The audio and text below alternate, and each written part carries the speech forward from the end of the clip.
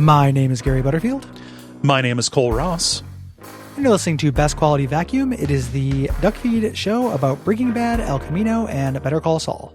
And this week we're talking about Bug, an episode directed by Terry McDonough, written by Moira Wally-Beckett and Thomas Schnauz, and it originally aired on September the 11th, 2011. Never forget. Don't fucking forget when this episode aired. Nope. I never will. This is Hank's investigation, and the cartel's recent moves are putting a bunch of pressure on Gus. Yeah. So Gus folds in this, and he has to fold Jesse in. Right. To the fold. Yeah. They could have called this episode Fold. They could have called it Triple Fold. meaning. As the wiki points out, the bug is named after the bug that Walt puts on Gus's car. Oh fuck! And I knew also it had to reference something. And also the bug that Walt puts on Jesse's car. I'm such an idiot. How did I miss that? It's called parallelism. Yeah, shit. Such an idiot. This is real bad news for Walt. Because it means Jesse's probably not going to kill Gus and solve all their problems, even though obviously that does not solve all their problems. No. Walt is really mono-focused at this point. Right. And one of my favorite subplots in the show. Remember all that book cooking that Skyler did for Ted? Yeah. It's come home to roost. Bills due. Christopher Cousins fans rejoice. He's back. Yeah, good Skyler episode. Oh yeah, love schemy Skyler. Yeah, but Ted shows up at the car wash, saying, "Yeah, the feds are auditing me, and I might be going to jail." And Skyler's names are all over those books. So, yep. So she takes matters into her own hands. It's going to be kind of a subplot for this, and this is the last place setting episode before we get just 4 episodes of climax. Of this that are incredible. One of the most incredible runs of TV. If you were watching live during this, it was. I mean, there's not even anything like this in. I would say in Better Call Saul or in season 5. Even the last run up of the series, has more downtime than this. Yeah. This is just kind of climax after climax. It's hard to say because I wasn't current at this time during Better Call Saul, but like the desert episode, like waiting for that whole saga to kind of get through, I imagine probably would have felt kind of similar to this. This is 2 episodes though. Yeah, like this is roughly a third of the season. Yeah. When you nut, but Vince keeps sucking. Yeah, exactly. Like Vince will never stop. Will never get off your dick, and it non-derogatory. It's really good. The next episode has my favorite music cue. In the whole series, my favorite soundtrack choice. Yeah, I don't like the VOCs or whatever they're called, but that song choice is perfect for that scene. Really, really good shit. Yeah. But this episode, we're talking about stuff that's coming up. Like there's some standout scenes in this. This has one of my favorite scenes in the series. Yeah, no, this is great. Yeah, like really, really good. End of season 4 is really great. Yeah. This is the last time we're going to see Pollos Hermanos, the restaurant, until Better Call Saul.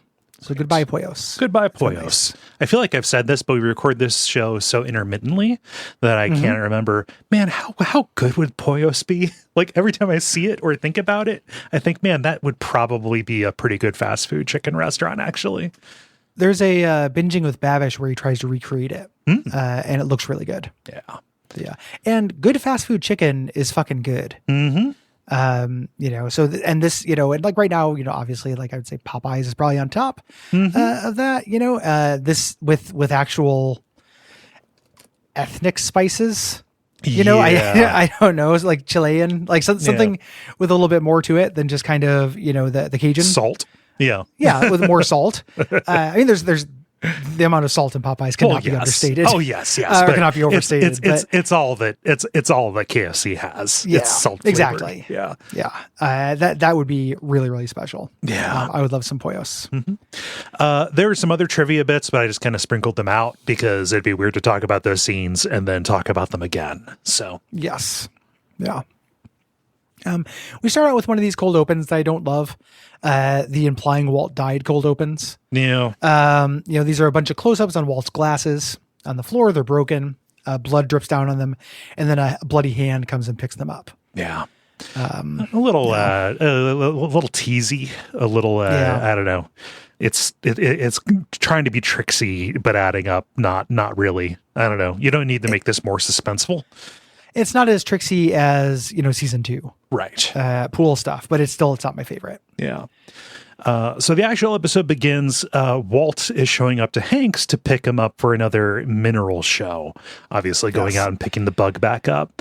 Where he thinks it's a strip club, which I like. Because Hank asks Walt, "Are you ready to get your rocks on?" Get your rocks on. You got any ones? Uncle Hank, right at it. Yeah. And Hank is having the best time. Oh yeah, he's really excited.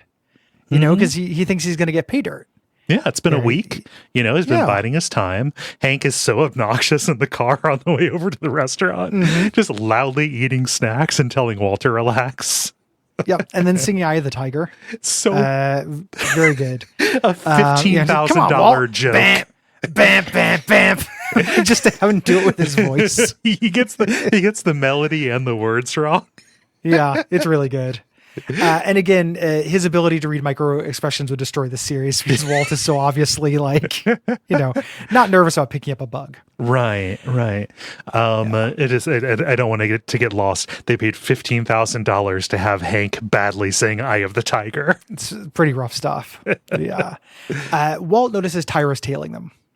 During this. So they get there, Walt gets out, he grabs the tracker, and then rather than going inside, he immediately gets in the car. He doesn't want to be there longer than he has to.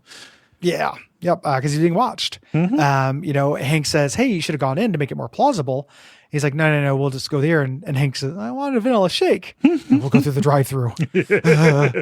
Got to be in motion. Yeah. Come on. Yeah. And back at Hank's place, they check the route data and they see that the car had only moved all week back and forth between work and Gus's house, which is a bad move on Gus's part. Yeah, it's a little bit much. He's got a lot of plates he's spinning. Yeah. Right now, I imagine he set somebody else on this, and actually when he had to go around when in different cars, and it's it is a mistake. It's a tactical error. Yeah. Hank calls him a chicken slinging son of a bitch.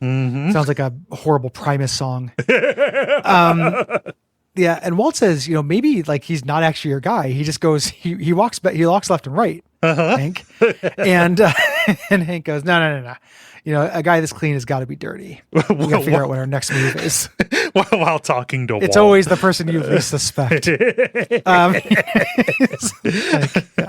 I find often it's the person I most suspect. Yeah. So he's going to keep scheming, and Walt's like, fuck. Gets back in the car, and he sees Tyrus casing the joint. And this is, he's... the beginning of this arc of him, last episode, he begged to the camera. He wants Gus to pay attention to him, not Hank. Yes. Like his worst nightmare at this point is that Gus just kills Hank. Right. Because Hank is being a real pain in the ass. So he has to get Tyrus out of there. He pulls up alongside him. I love this. Tyrus doesn't say anything. He just rolls down his window. And then Walt, without saying anything, calls the police. Yes. And she's, there's a stranger looking at a house over here. He's not moving. He's real suspicious. And just leaves. Yeah.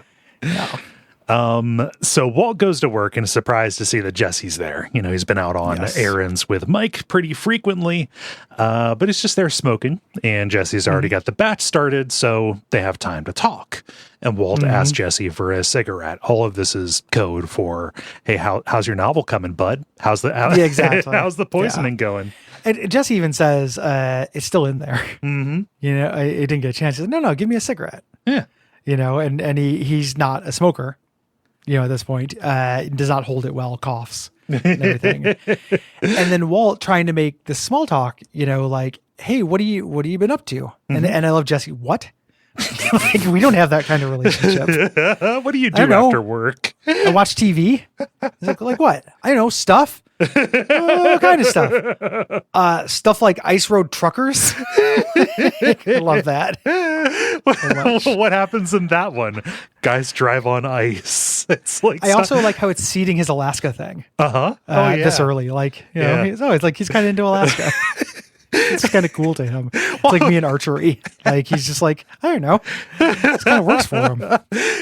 Jesse is looking at Walt like he's a dog trying to walk on his hind legs like a human, and he's disgusted by it. It's really good. He's like, listen, I'm gonna do it.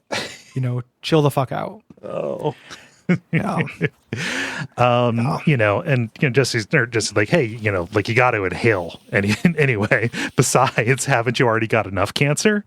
And, Walt throws back at him, what's it matter? We're both dead anyway. Right. Yeah. Walt's going to make tactical errors during this whole thing, but Walt doesn't not have a point. Mm-hmm. This idea that Gus kills Hank, that Walt's a liability at that point. Mm-hmm. Jesse, like they are in danger. Yes. Right? Skylar's at the office late. She calls Walt at the condo and they have a little coded conversation, first about Junior's 16th birthday plans, getting him a reasonable car, and says, hey, Walt, do you have any input? And Walt's just like, no, whatever you want to do is good. When he answers, he's like, I got a minute. And he's lying in bed drinking beer, which is the most minutes you can have. Yep. He's rolling in minutes. Yeah. He's rolling in minutes. His anytime minutes are overflowing. And Skylar starts going in code. Hey, business is good. It's really good. Are you turning a profit? Not just yet, but very close. Pretty soon you might not have to work your second job. It might be time to start planning an exit strategy. And he just kind of sighs like, I'm working on it. Yeah. Like this, at this point, he would like to do that. This is before Walt decides I'm going to be meth man, I feel like. Yes. I think the confidence he gets from this season 4 finale is what makes him decide to become meth man and turns him into season 5 Ultra Dick. Uh-huh. Yeah. Yeah. That makes perfect sense. He's working on it. That's how I read it. Yeah. I do believe he wants out, but combination of crawl space and, killer Jesse James, I think makes him feel invincible. Right? Crawl space does a lot of stuff. Yeah. And just like, what am I fucking living for? Just one of the best scenes of all time. Oh yeah. So the call ends. He looks over his nightstand and he has one of the GPS trackers. Yeah. Or a bug. As the title tells us. Oh, wow. Okay. I didn't think of that. Yeah. So cut to morning. The tracker's packaging is open. It's gone. He drunkenly went out and planted the bug on Jesse's car. Right. And Hank calls, waking him up. He's been thinking this over, saying, hey, it doesn't make any sense. He's just been driving back and forth between his home and that restaurant. He has 13 other restaurants, but there's a distribution center centrally located. We should probably go check that out. He's looking at satellite images of the chicken farm. Yeah. Yep. And Walt plays the one get out of jail free card we all get. That you only get to play so many times unless you know the other person. Right. Like, so let's say he plays a diarrhea card. He's, bad Mexican food, bad Tex-Mex. You could, let's say you're working a job. You get to play this. This is a service for people listening. Yeah. If you were working a job and you just like, I just got absolutely, and you don't have to talk about it in detail, but you just say those words, you get out of work. Yep. Most people will understand that. If you keep doing it, they might get suspicious. The way to get around that is start a podcast with somebody who has similar gut issues and do it for more than a decade. Yes. And then you know each other's gut issues well enough that like you can use that card whenever you want. It becomes free flow. Yep. Like you get unlimited uses. But in a regular job, you only get to use it a couple times. Yeah, there's like a 6-month cooldown on this move. Yeah, exactly. This ultimate that you have. Another piece of advice: no matter what job you start, both of your grandparents are alive. Yes, exactly. The day you interview, all four, but all 4 of your grandparents are alive. Yes, that gives you four extra ultimates. Yes, those are consumables though. He's like, I'm undisposed, and Hank's like, what? In the toilet? He's like, yeah, Tex-Mex. And then Hank's like, that's all right. I've been leaning on you a lot. I can get another ride. And Walt's like, shit. I was just trying to bide for time. It's like, listen, I'm sure this is just a 24-hour thing. I'd really love to be the one to take you there. I just really enjoy the time with you and helping you. Which the entire time he's just been shaking like a rabbit. Just like no man has ever enjoyed something less than this. Okay. But, Hank relents. He's like, okay, I didn't realize it meant so much to you. You can wait 2 days. and 2 days is enough for a cleanup to be made. So Walt calls Mike. Never begin a phone call like this, by the way. If we're handing out life advice, don't begin a phone call by saying, I just want to say, don't be angry. Yeah. It's they get to decide if they're angry. Yeah. Says, hey, Hank's going to want to check out the chicken farm. And Mike just hangs up. We cut over to Jesse at the farm, opening up buckets and cleaning the batter off of bags of meth. Mm-hmm. They're doing the cleanup. Yeah. You ask Tyrus, like, where are these going? Tyrus says, elsewhere. They cannot be here. Yeah. And Gus is overseeing this.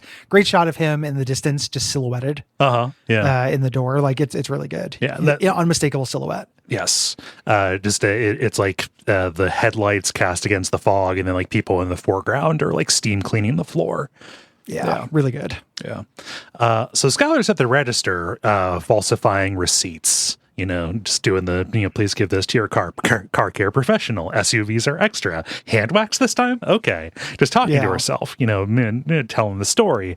And then in comes Ted. Yep. Hey, Sky. Doing his thing. And he's like, we have to talk. Skylar thinks that she wants to talk about their relationship. And she says, I don't think we have anything to talk about. And he goes, we do. Actually. Yeah. And they meet and he explains, Beneke Fabrications is undergoing an audit. Yes. He is, this is felony tax evasion. She's the one who lets him know, like, that's prison. Mm-hmm. That's like 5 years in prison. Yeah. For this is a big deal. And Ted initially came here not to warn her or anything, but to ask if she knows an accounting trick. Yeah. He's like, can you do some kind of accounting magic to undo this? I was just going to say, he thinks that accountants are wizards. Yeah. Which I do too. Yeah. Like, I don't understand accounting. And like the idea that a book can be cooked and uncooked makes sense to me. Mm-hmm. I don't know. Books is like eggs. Yeah. You uncook them. Yeah. You just put a scrambled egg back in the shell. Happens every day. That'd be scary. Cracked open an egg and this egg was always like cooked and scrambled. Well, that just sounds like a time saver. It would be a time saver, but a scary time saver. You can kind of do that. Like, I've seen people do that. Like, you spin an egg real fast to break the yolk inside. Always looks unpleasant though. And then you can make kind of like a mixed egg, but then cooking it inside, you can just kind of get this weird orange blob. It doesn't, and she's like, no, I can't do that. That's stupid. Wait, hold up. Those are the books I cooked, so I signed them everywhere. And she's worried about himself. Ted, who is a piece of shit, is trying to say, like, they're not after you. Mm-hmm. Like, I was desperate and I came to you, but you're fine. Yeah. And she's like, no. Like, I'm not fine. Mm-hmm. This is an 80% conviction rate. They're going to be able to tap phones of anyone involved in your books, which includes me. Mm-hmm. And he says, like, to be honest, they're not going to be after a cashier at a car wash. Burn. And she's, they're after me. And she's like, I cannot have this in my business. Mm-hmm. Yeah. This cannot be. Yeah.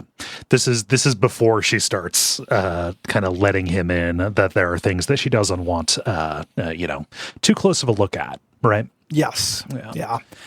He just leaves. I'm gonna figure out a way to fix this. Don't worry about this guy. Yeah. I don't know what that means. Yeah. So Mike's inspecting the warehouse with the black light and having Jesse go and scrub the missed spots. And Jesse asks Mike if Gus is going to kill Hank. And he's kind of monologuing about this, saying like, it makes sense. He's making all this trouble, but killing a cop would be suspicious. Mike knows exactly what Jesse's doing, right? Trying to say without saying that, like, hey, this thing that you're likely thinking about doing will make problems. Yeah. Yeah. Would you have a problem with that? Yeah. And Jesse just stares, for a second and goes, who really cares what I think? With this. They go to leave, and Jesse says, this happens great. This is a signature scene as well. Mm-hmm. They get out. It's really mundane. Mm-hmm. They're just heading out to the truck to look at that. And all of a sudden, one of Mike's guys gets shot in the head by a sniper out of nowhere. Spray of blood up against one of the truck walls. right? Yep. And Jesse freezes, yes, seeing somebody's brain blood sprayed everywhere, probably likely to shake anybody who's not used to it. But I don't know, Jesse is still traumatized from shooting somebody in the head himself too. Well, it's also one of those fight, flight, or freeze things. I don't think you necessarily get to control what happens when somebody gets sniped next to you. I know it. I would catch the bullet and throw it back, but I don't know. I think most people don't actually get to choose. Not everybody's trained for that as much as you have. Yeah, it's a Navy SEAL thing. I think your body rolls a D6, and then that basically determines what you do. Yeah. I guess what I'm saying is it probably informed a little bit of what how his reaction was. I just wanted to draw that because I honestly don't think about it because the immediacy of the situation is there, but I'm just saying it's a little bit of extra sauce on the He's plate, not necessarily right? comfortable with people being shot in the head. No. Yeah. And the sniper gets Jesse in his sights when Mike tackles him out of the way. Yeah. They're all saying there, Mike says, I love this. He's like, get comfortable, kid. We might be here for a little while. Mike just has a handgun. Yeah. And they're under sniper fire. We're going to find out Mike has been in this situation many times. Oh, yeah. Through his history. And then one of the, again, iconic scene and something that appeals to my gross masculinity, I guess. Mm-hmm. Not gross as in disgusting, but gross as in crude. Mm-hmm. Gus walks out in the line of fire, and it's one of the most badass things that ever happened on a TV show. Mm-hmm. I don't I hate appreciating things on that level. I always hear people in over my shoulder calling me a dope for liking this kind of thing. Oh, where's your Scarface poster? Yeah. But it is the coolest fucking thing. Oh yeah. It's incredibly cool. Gus just walks out because he knows they won't shoot him, but they're doing warning shots constantly in the sand, and he's not breaking stride. No. He knows he's untouchable in the current situation, the way things stand. Right. Yes. Super good. Yeah. Puts his hands out, Jesus poses, and gives the most fuck you look I've ever seen, an actor give. Yep. Yeah. I don't think you should feel bad about appreciating this, right? No, it's a little, without all the buildup and all the characters we know, this is the kind of thing that would be used for cheapness in the Expendables. Yeah. Right? It's Expendables coded a little bit. Yeah. That's where I feel embarrassed. But this show is better than that. They use this artfully, and they don't over deploy it. Yes. They have earned it. And the sniper, Gaff, gets up and leaves. Right. He figures, okay, I'm beaten. The message has been sent. Yep. Then later that night, Gus gets a call in his office, and he says, tell them the answer is yes. He's relenting. Yes.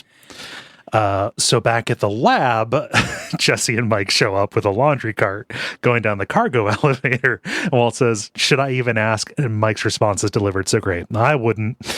Yeah, it's really good. And Walt sees this as an opportunity, right? He's still trying to galvanize Jesse. And he wants Jesse to be scared of Gus. He's read the situation completely wrong. Is this just going to be a regular thing? This is just another guy that Gus killed to send a message. And Mike knows exactly, everyone knows exactly what Walt is doing at any given time. Yep. At this point, Mike has no patience. No. Grabs him and says, get another barrel. And if you ever fucking plan on calling the cops on one of my guys again, grab two. Shut up. Do not talk about this. God, Mike's complete impatience with Walt is just delicious really to me. Yeah. Yeah. And his fuse with him gets shorter and shorter. Yeah. Oh yeah. Yeah. So Mike sends the truck away, the two tap that means go dispose of this body. And Jesse's like, hey, I never said thanks, so thank you.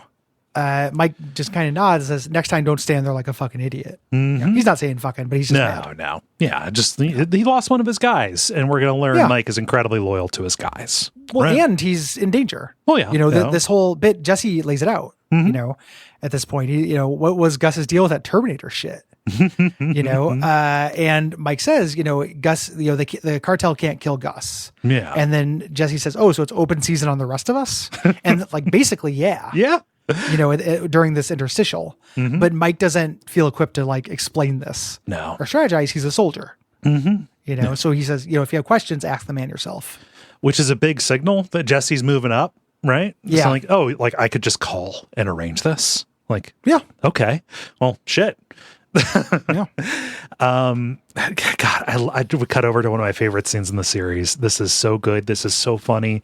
This is like Better Call Saul shit. I was actually surprised. It's very Better Call Saul. I was really surprised that what's his name didn't write this. Oh gosh, Gould. Yes, there we go. Yeah. So Ted's the writer of Double Dragon.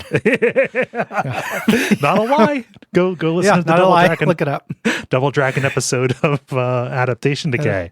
But Ted's in the conference room, at the some kind of IRS building, and he's with the auditor, and he doesn't have any answers for any of the questions. The auditor asks something. He's like, "Well, I don't know. I've got to look through these receipts to see." Like, nope, that's what we're here for. Take all the time you want. Like, brutal. What a nightmare. He's out at the end of a limb, and then Skylar shows up. Walks in, kisses Ted on the cheek, and she's all dolled up. She is in heavy makeup, wearing a push-up bra, showing a ton of cleavage, short dress, and this building is so confusing. Yeah, this building is so confusing. There are doors everywhere. Doors everywhere. The auditor, starts questioning. Oh, you must be Skylar White.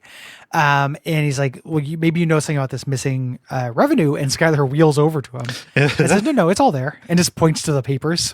Uh-huh. He's like, oh, no, that account in question, they pay electronically. Since there's no receipt, I didn't mark it down. Yeah. I'm a real paper person, but they're one of those environmental people. Yeah. And he says this is illegal. And she does a little real fast forward to current times politics. Yeah. That's illegal. And she says, you know what they say about opinions, right? Everyone's got one. That's not what illegal means. And then she says, just a wonderful, wonderful line. Well, when I input everything into the Quicken, nothing flashed red. So that means everything's okay, right? Do you guys use it? It's the best. It's like having a calculator on your computer. Computer. And this is strategic and brilliant. You used Quicken for something as big as this. The auditor says, what are your qualifications? Says, well, I don't really have any, but I've always been gifted with numbers. And she puts her hand on Ted's leg to back her up. Mm-hmm. And Ted doesn't figure out what's going on. No. Ted is maybe gets the award for most gormless motherfucker on this whole show. Gormless is the word. Yeah. Yeah. I like Ted, but my man is gormless.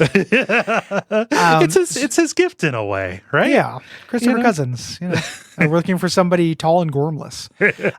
So, basically the subtext here for people who are listening to the show as service is she's painting a picture that Ted hired her because of tits. Yes. And she was desperately incompetent. Yes. It's all her fault. She was just sleeping with the boss. Right. It's the it's the bimbo gambit, right? Yes. Yeah. Yeah. AKA Mon Ami, we at spring break. Just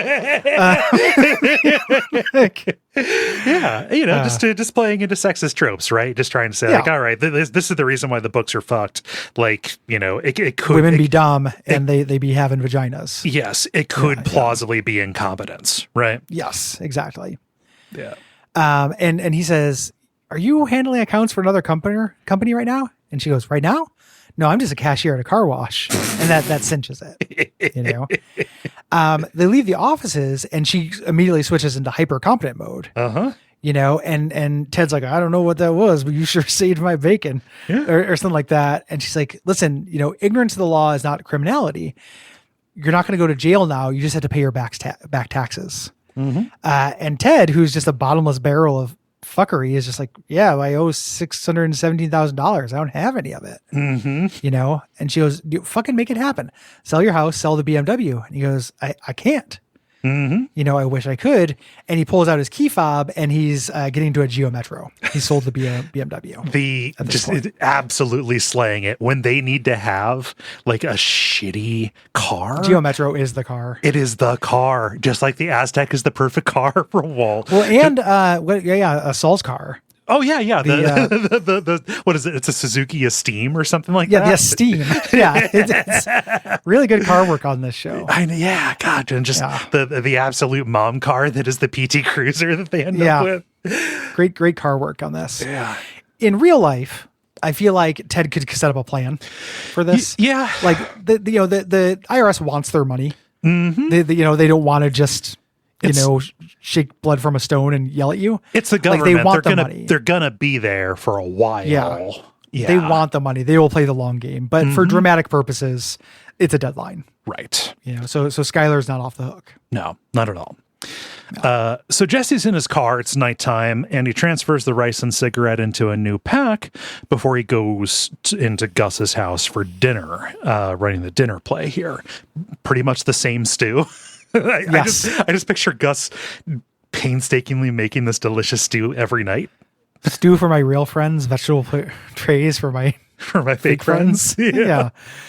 Making the stew, and they don't really talk very much during this. When Gus had Walt over, he still had respect for Walt. Mm-hmm. And he's like, I will teach you how to be a wealthy man, things like that. Yeah. This is purely business. Right. He's like, I understand you have concerns. We'll eat first. Mm-hmm.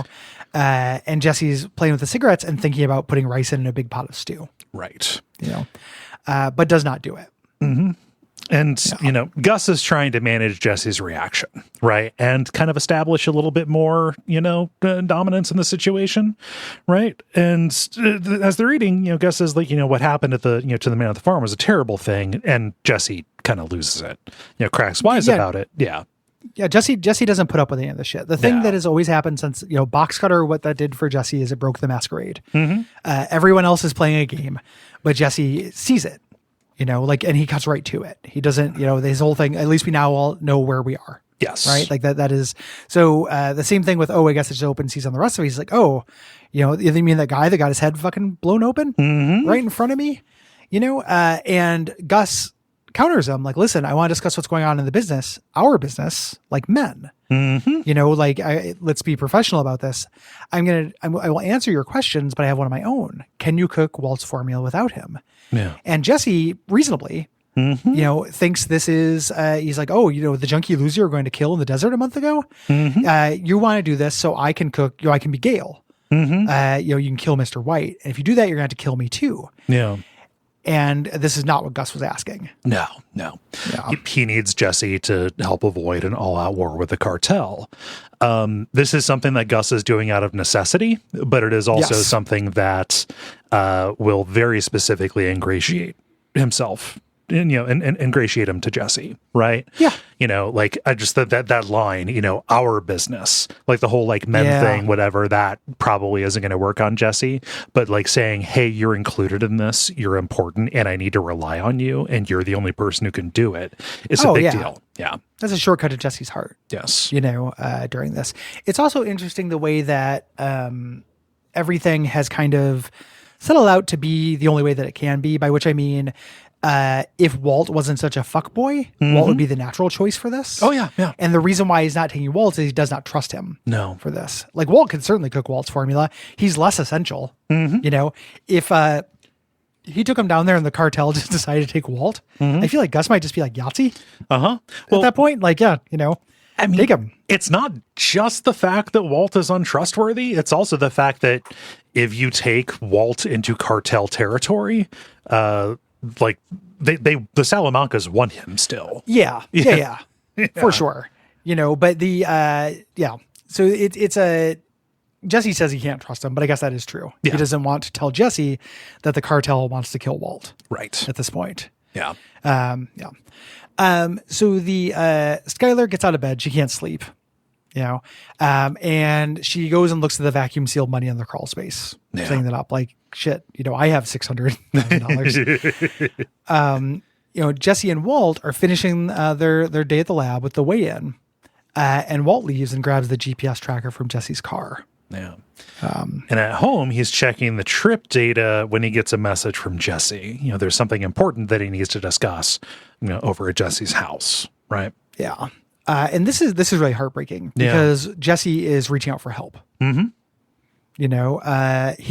Jesse's freaking out. Yeah. Like, hey, Gus wants me to go to Mexico. I have to deal with the cartel. Word has come down. The cartel wants half of Gus's operation and the formula.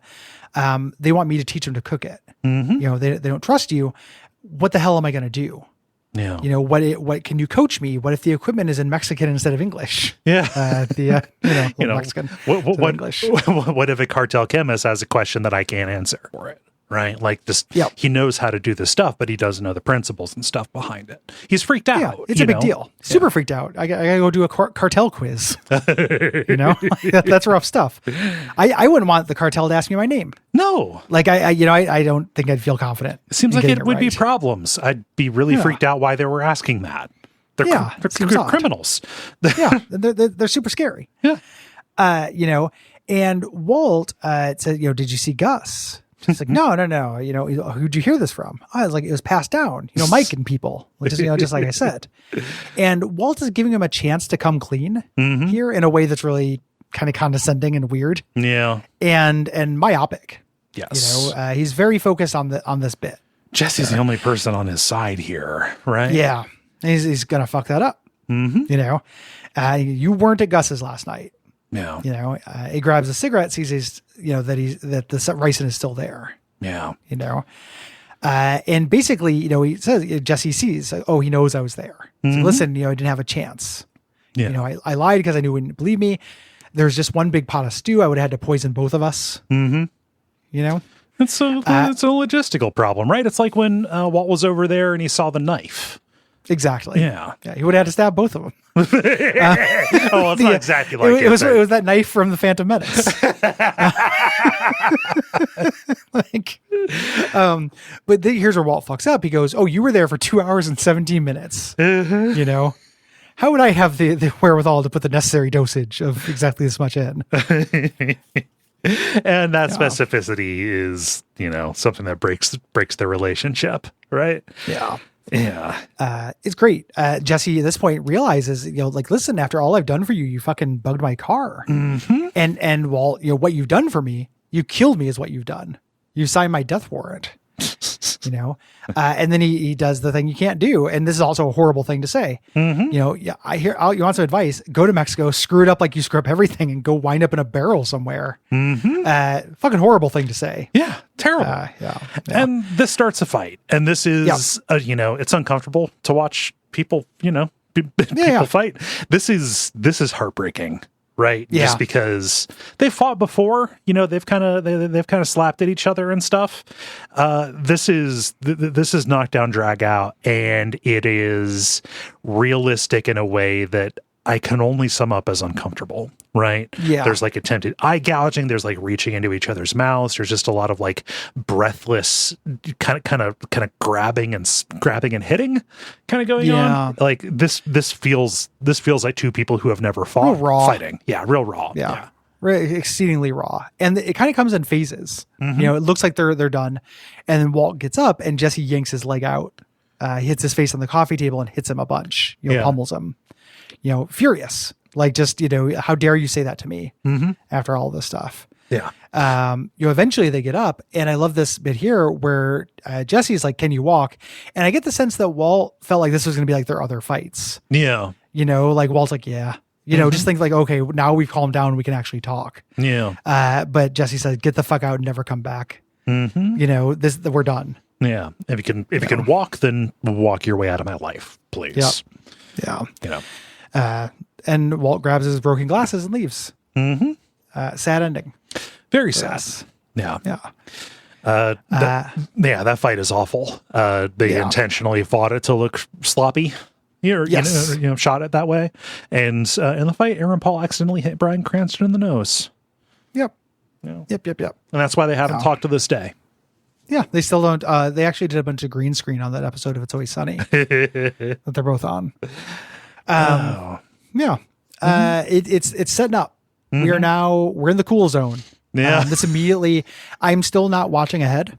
Okay. I'm watching with the show, even though I the strength to not just let Salute ride was pretty intense. That opening shot is really good. Yeah. Yeah. When it auto plays and you're like, oh man, they're on the desert. It's so good. Yeah. I love that episode so much. Yeah. Yeah. So. I succumbed. I basically, in between two recordings, watched the rest of the series and then all of Better Call Saul. So, I will try not to do so again, but we are, it's over a long time, right? Yeah, you do you. Yeah. I just wanted to not have to rewatch them. Yeah. To make myself fresh. Mm-hmm. So, great episode. coming up on like the climax stuff of the series, with all of the shows, the most cartoonish and like super villainy it gets, probably coming up, but also the height of those joys. Yeah. That it's capable of. Like that version of the show. Yes. It's at its best. Yeah. I love when we get Walt as the hunched over little bomb goblin, right? Yeah. I like Bomb Goblin Walt. Yeah. If you like this show, you can help us by supporting us on Patreon. That's patreon.com/Duckfeed.tv. Get whole bonus shows. If you like us talking about media, Unfilmable is our show where we talk about horror movies. Yeah. And all, we don't put out stuff we don't like. We think it's all worth it. And there's something out there for everybody. Yeah. So, what else? Leave ratings, reviews, Apple Podcast, Podcast Addict. People are constantly starting rewatches of Breaking Bad because it's a great show. Capitalize on that. Yes. Get them. Be our sales team. They're vulnerable right now. They're susceptible. Yeah, street team. Yeah, strike while the iron is hot. Yeah. And join us in thanking our producer, Gwen, who also composed our theme song. Yeah, thank you, Gwen. Thank you, Gwen. And until next time, don't do what Donnies don't do. No. Like, none of this is good. I know we can't just keep using that, but it will remain true for the entire rest of this show. Oh, yeah. Of like, just don't do the things that happen in the show. It's a pretty good negative example. In this one specifically, I want to say, if you're going to run a company, so like I half run a company, I don't know anything about accounting, but I know enough to not do TED. Yes. Like, I don't think I would go to H&R Block and be like, can you just fix it? And then when they said, no, you're going to go to jail, I'd be like, well, I'll figure something out. And then do fucking what? Christopher Cousins, where'd you go after that? Come on, bud. Like, you went to the Black Bear Diner and had a patty melt and like sulked.